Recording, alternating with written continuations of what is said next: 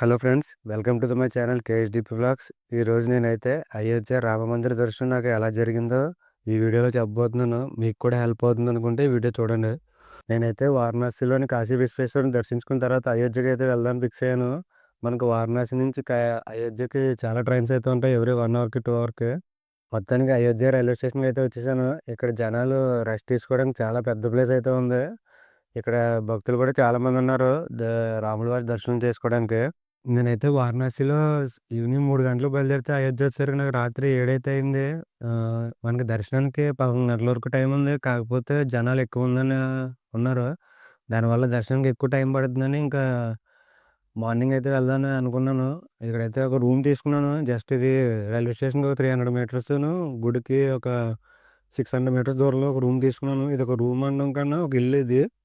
ఇల్లులో ఈళ్ళు రూముల కింద డివైడ్ చేసి రూమ్స్ అయితే ఇస్తున్నారు. ఇల్లయితే చాలా బాగుంది రూము. ఇక్కడ ఈ ఇల్లు మధ్యలో మనకి సెంటర్ ఆఫ్ అట్రాక్షన్ అంటే ఒక రాముల వారి గుడిలాగా చిన్న గుడైతే పెట్టారు. చాలా బాగుందిది. నేనైతే ఇంక ఈ రూమ్‌లో రాత్రి రెస్ట్ తీసుకొని మార్నింగ్ రెడీ అయిపోయి 5 గంటలకెళ్తే బయలుదేరిపోయాను. ఎందుకంటే త్వరగా లైన్‌లో నించుంటే మనకు త్వరగా దర్శనం అవుతుందని చెప్పి.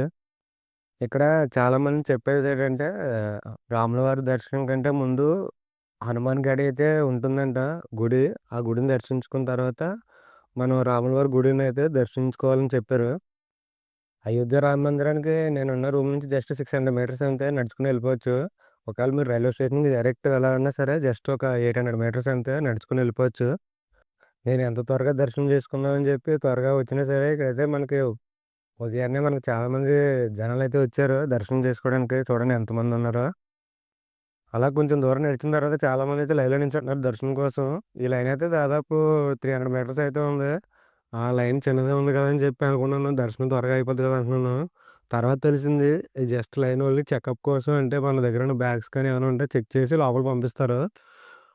మన దగ్గర ఉన్న బ్యాగ్స్ కానీ, వస్తువులు కానీ చెకింగ్ చేసిన తర్వాత లోపలికైతే పంపిస్తారు. చూడండి ఎంతమంది జనం ఉన్నారో. దర్శనానికైతే చాలామందయితే వచ్చారు.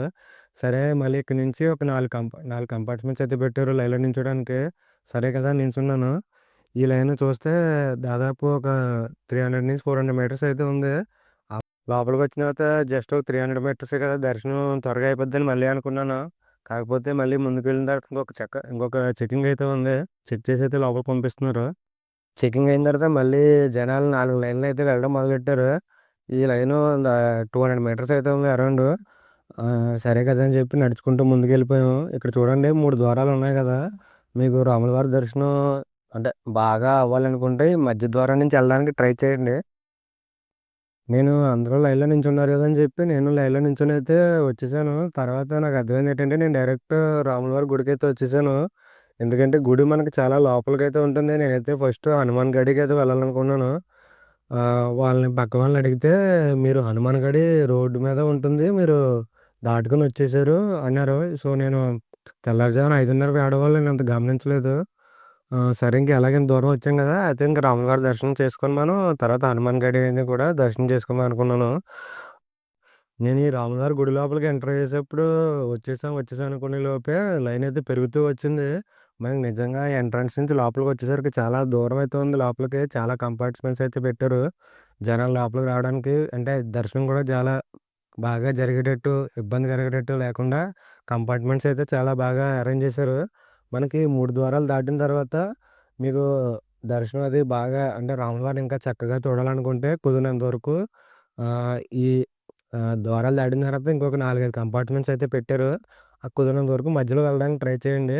అప్పుడు మీకు రాములవారి దర్శనం అయితే చక్కగా జరుగుతుంది. ఇలా చాలామంది జనం ఉండడం వల్ల ఎంట్రన్స్ నుంచి ఇక్కడి వరకు రావడానికి గంట సమయం అయితే పట్టింది. నిజంగా రాముల వారి గుడిలోకి ఎలా అడుగుపెట్టామో లేదో పాజిటివ్ వైబ్ అయితే చాలా బాగా అనిపించింది. నిజంగా ఆర్కిటెక్చర్ అయితే చాలా బావుంది. చూడండి ఎంత బావుందో.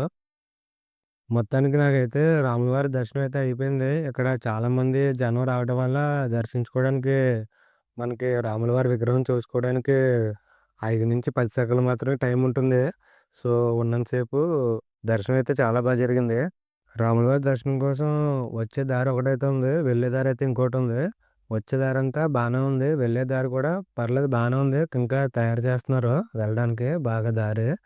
ఇక్కడ మనకి చాలా రాళ్ళైతే ఉన్నాయి. పాలరాయిలు. ఇంకా ఇక్కడ చిన్న చిన్నవి 2, 3 గుళ్ళైతే కడుతున్నారు. నేనైతే బయటకొచ్చేసిన తర్వాత హనుమాన్ గడికైతే వచ్చేసాను. ఇది మనకి అయోధ్య రామ మందిరానికి ముందే ఉంటుంది. కాకపోతే నేను మార్నింగు 5:30 ఆ టైంకి రావడం వల్ల గమనించలేదు. నేను అలా నడుచుకుంటూ ముందుకొచ్చేయడం వల్ల డైరెక్ట్ రామ మందిరానికైతే వెళ్ళిపోయాను. దానివల్ల నేను గమనించలేదు. మనకి రామ మందిరానికి ముందే హనుమాన్ గడి అని ఉంటుంది. చూడండి బోర్డయితే ఇలా ఉంటుంది. ఈ హనుమాన్ గడిని గూడా దర్శించుకోవడానికి చాలామంది జనాలైతే వచ్చేసారు. చూడండి ఎంతమంది జనం ఉన్నారో. దాదాపు 4 లైన్‌లయితే ఏర్పాటు చేశారు. ఈ లైను ముందుకెళ్ళేసరికి ఒక 300 మీటర్స్ అయితే దూరం ఉంది. నేను ఇక్కడి నుంచి ఆ గుడి దగ్గర వరకు ఎళ్ళేసరికి నాకు దాదాపు 3 అవర్స్ అయితే పట్టింది. అలా కొంచెం ముందుకొచ్చిన తర్వాత ఇక్కడ మనకు మెట్లయితే ఉన్నాయి. 50-60 మెట్లయితే ఉన్నాయి. ఈ మెట్లెక్కిన తర్వాత మనకి గుడి లోపలికైతే ఎంటర్ అయిపోవచ్చు. ఎంటర్ అయిన తర్వాత 2 లైన్‌లయితే పెట్టారు. జనాలు చాలా ఎక్కువ మంది ఉండడం వల్ల. ఇక్కడ మనకి హనుమంతుల వారిని దర్శనం అయితే చేసుకోవచ్చు. చూడండి హనుమంతుల వారిని. మొత్తానికి హనుమంతుల వారి దర్శనం అయితే చేసుకున్నాను. ఈ దర్శనానికి నాకు జనాలు ఎక్కువ ఉండడం వల్ల దాదాపు 3 గంటలయితే పట్టింది. రాముల వారిని, హనుమంతుల వారిని దర్శించుకోవడానికి ఉదయం నేను 5:30 బయలుదేరితే 11 గంటలకల్లా పూర్తయిపోయింది. సో, ఇప్పటి వరకు చేసిన వీడియో మీకు నచ్చిందనే అనుకుంటున్నాను. సో, ఇప్పుడు నేను నెక్స్ట్ వెళ్ళబోయే ప్లేస్ మధ్యప్రదేశ్‌లో ఉన్న ఉజ్జయిని మహంకాళేశ్వర టెంపుల్. ఇది మన ఇండియాలో ఉన్న 12 జ్యోతిర్లింగాలలో one of the Jyotirling. So, ఆ జ్యోతిర్లింగ ప్రయాణం మనకి ఎలా సాగింది అనేది నెక్స్ట్ వీడియోలో కలుస్తాను.